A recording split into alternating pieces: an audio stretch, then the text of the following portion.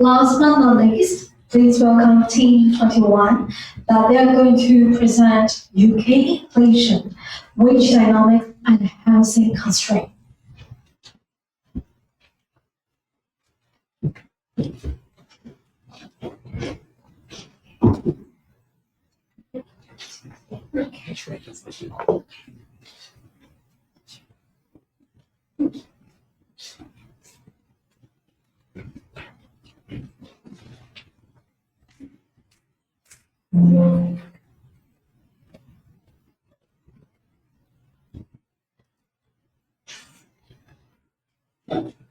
Can you imagine that you're losing money right now? Even if your salary hasn't changed, and even the economy is growing.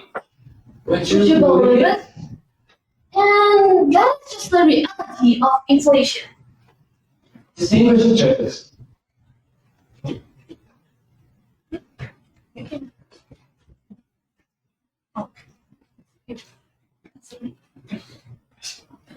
And distinguished judges, what exactly is inflation? Inflation is the rate at which the general price of goods and services rises over time, meaning your money buys less than it used to. In fact, it is more than just rising prices. It is the erosion of our purchasing power. In the UK, this remains a persistent challenge. Please take a look at the graph. Despite easing recently, the consumer prices index rose 3.2% in a year to November 2025. Well above the Bank of England's 2% target. This elevated level has squeezed household budgets, business profits, and weakened consumer investment, forcing governments into a tough trade-off between price stability and economic growth. Then let's look at the status quo. In 2024, regular pay is up 5.6% on this year, while the real wage expansion for the workers is said to appear to be driven by pay catching up with the price rise, not by increased productivity or economic expansion. Although wage increase may sound like positive progress, but in reality, when productivity doesn't change permanently, they impose a greater burden on business and ultimately contribute to higher inflation. According to a Guardian in 2024, it says that only the richest 10% of the household can afford to buy an average price home in England. And in 2025 research, tenants pay an average of 36% of their income on rent. Moreover, it's 41.6% in London. The status quo with a significant impact on the overall housing price and rent in the UK. So we plan to address UK's inflation in through two channels, wages and housing. And let's begin with wages. Have you ever negotiated a pay rise only to find that your living standard barely improved? This is the wage price power in action, a core structural flaw in the UK economy. It occurs when wages rise without corresponding productivity. And faced with rising costs and stagnant output, firms have to raise prices to preserve margins. And this forces workers to demand even higher wages, creating a self-sustaining cycle that hits small enterprises the hardest. And here's how the wage price power works. I'm a worker. Prices are rising. I need higher wages. Costs are rising. As a company, I have to increase prices. I'm a worker. I need higher wages. As a company, I have to increase the prices. And just like that, life repeats. Currently, the UK relies almost entirely on the monetary policy, raising interest rates. While this curbs the headline inflation, it treats the symptoms rather than the cause. It ignores the mismatch between wage growth and productivity growth, leaving real wages under pressure and businesses with squeezed budgets. We need a structural solution. In searching for a solution, we can take a look at the automatic indexation model used in Belgium, where wages are legally forced to track inflation. However, in a flexible, service-based economy like the UK, this would be a death sentence for small businesses. It neglects the reality of output and simply fuels the inflationary fire. Hence, we propose a productivity-linked wage system, the PLWS. Instead of wages blindly tracking inflation, wage growth is linked to economic capacity. The system works in three layers. First, productivity forms the foundation, accounting for about 60% of the growth. When output rises efficiently, wages can increase without fueling inflation. Second, the system adjusts for industry differences, recognizing that productivity varies across sectors, such as manufacturing and services. And finally, it incorporates company size, ensuring that small firms can face more moderate wage adjustments than large corporations.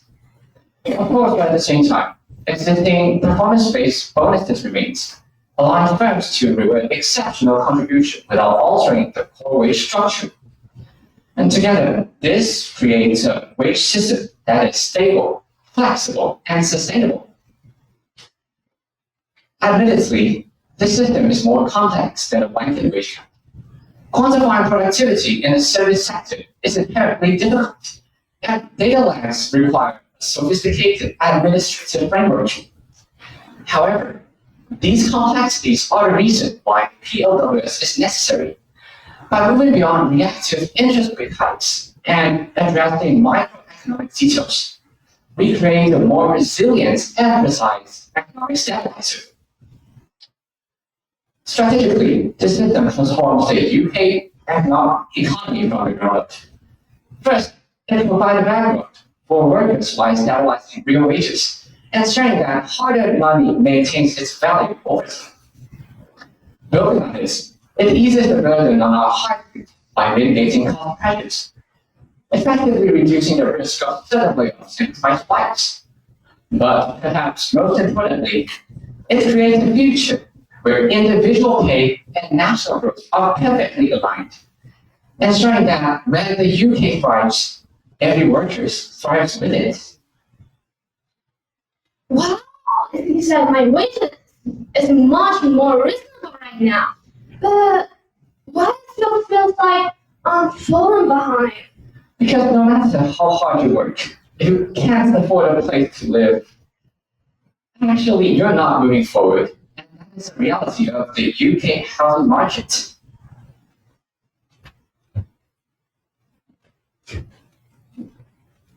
Then let's look at the background. In the UK, housing supply has remained insufficient. Rising rent and house price now account for a share of the household spending and are a significant component of the CPI. As a result, housing has become not only a social challenge but a microeconomic issue. For this reason, effective policy must focus on expanding supply. And today, I will present two policy approaches to address the impact of the UK housing market on inflation and public living standards. The first one is vacant home activation. The second one is brownfield and greenfield redevelopment.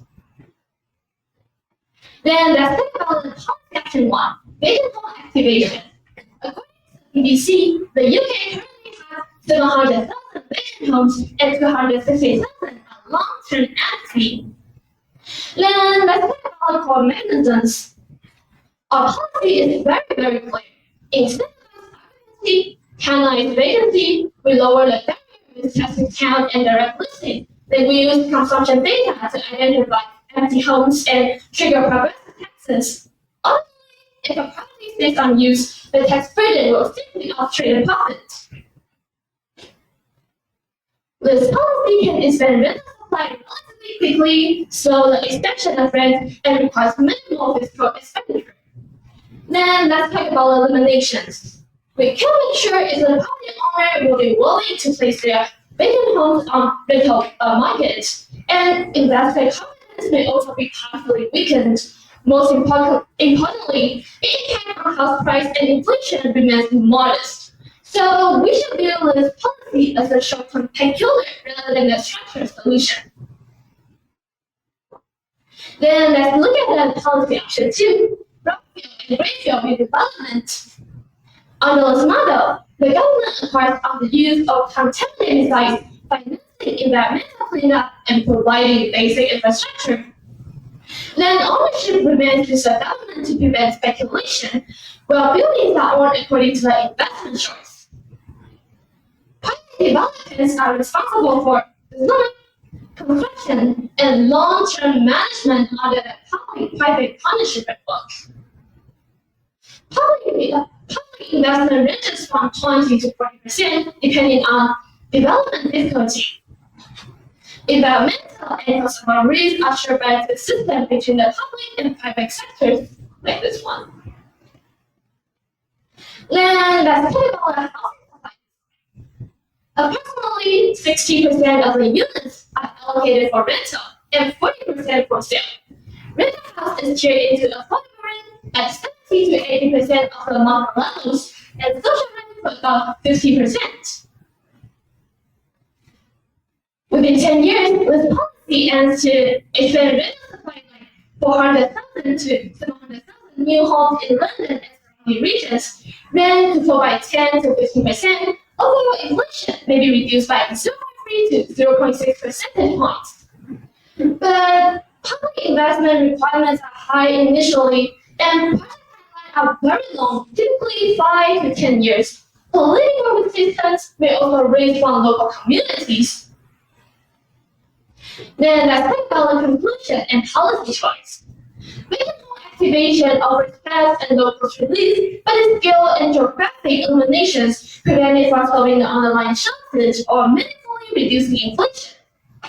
Brownfield and greenfield redevelopment, while costly and slow, political resistance may raise from local communities. However, expand rental supply at scale and recent long-term price expansion, and which is the link between household and inflation. They can really solve the problem fundamentally. Therefore, the most effective strategy is brownfield and greenfield redevelopment.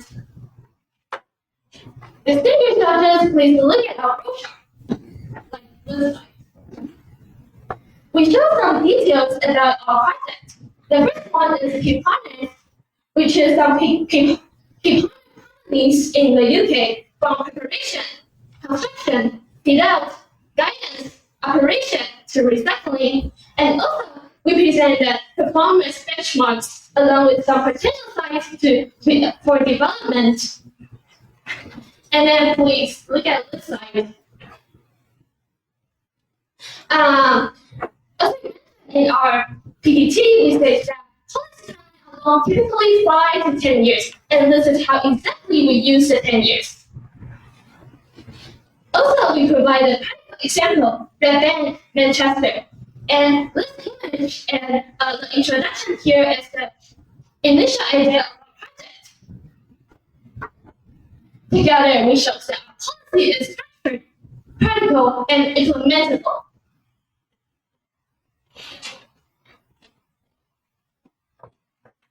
To conclude, our final recommendation is built on two coordinated pillars: wage reform and housing supply reform. On wages, the productivity of linked wage system addresses inflation as its structural source. By aligning wage growth with productivity, industry conditions, and firm size, this stabilizes real wages and prevents a wage price spiral. This reduces inflationary pressure without suppressing income or relying solely on the aggressive interest rate hikes. However, wage reform alone cannot deliver lasting price stability. Housing prices have remained one of the most persistent drivers of inflation and living pressure in the UK by converting on the use and compatibility sites into residential use. This approach is then rental supply at scale while avoiding encroachment on high-value rebuilds. Our proposal bridges the gap between local economic policy and the United Nations Sustainable Development Goals. The PLWS aligns with SDG 8 by fostering a system in which wage stability evolves in tandem with economic productivity. Meanwhile, our housing strategy advances SDG 11 by directly addressing the structural roots of urban unaffordability. Together, these measures pave the way for a future where the UK can actually prosper through a sustainable balance between economic resilience and long-term social equity. Our final goal is to ensure that UK economy is no longer defined solely by those four figures, but instead becomes a place where every citizen has the opportunity to truly thrive. Thank you.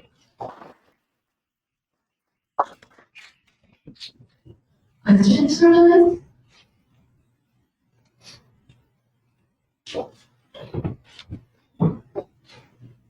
Yes. No? So first of all, very, very ambitious and very, very well done. Yes. In terms of depth. Okay. You mentioned in your handout here an example of a shoe factory where wages are tied to productivity. Right? Yes. So in a capitalist economic model, we kind of assume sort of constant expansion. In your model, do you allow for the potential that your productivity shrinks and that your wages are cut? Okay, so we have thought about this question already. So I think our proposal is we want to have a reasoning wage growth.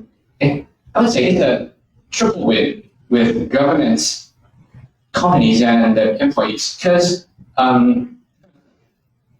if the productivity is being lowered, then we won't like to decrease employees' salary. Because just like as usual, like now, if the company is losing money and you won't decrease employees' salary, like just as usual, I would say. Yeah. You just go bankrupt? Well, I would say it's a good question. We will have a. Sorry, my fault. These are difficult issues. Yes, kind of. And trust me, there's a bunch of business owners that don't have good answers to that either. So Thank you. Thank you. well done. Thank you. Yeah, I think all the economists, politicians, all the big company, no one had the solutions. That's why, like, if you couldn't give an answer on that, I think it's very fair because you just complete or still doing your high school, and then you have a lot of like things to dig out, to search, to understand how the global economies work. So that part is too difficult, even to us. Imagine being a politician trying to run on, hey, we're going to cut wages. I think it's You're not going to be Yeah. able to do it. So tough issue. Thank you. And I also really like your presentations, like the slides that you picked. You didn't the May I know the reason why? Sorry, can you repeat your question? So the slides that you take, yeah, mentions London, Manchester, Leeds, Sheffield. Yeah, you mentioned London. Oh, why not Poland? Okay, for those sites, they have much more brownfield land, but in Japan, like they don't have so much. So sorry for that. But we still write down the Sheffield. Yeah, I'm pretty okay on that. Thank you. But like one question that like for your solutions one, you mentioned about activations, the vacant home activations. Yeah. Can you tell me more on that? How would you like implement that? If there are so like a variety of homes is unattended or like why is still the case? Because like based on the economics, demand and supply, if there are demand, people would have already moved in. What do you do to make sure that it can be balanced out while the current demand and supply doesn't make those homes become occupied again? Okay, let's say that like in our proposal we mentioned that we for those empty homes we just give those households some penalties. For example, like tax can increase their super high level. So if person really need to rent their home to others like that. So you assume that some of the owner they try to keep their home. Yes. Yes, like some of them, and also like in our research we find out actually a lot of vacant homes is not located in those central parts, so it can solve the problem. But if we use brownfield and greenfield redevelopment, then it is just can change the problem fundamentally, like expanding a lot of supply like that. Okay, thank you very much.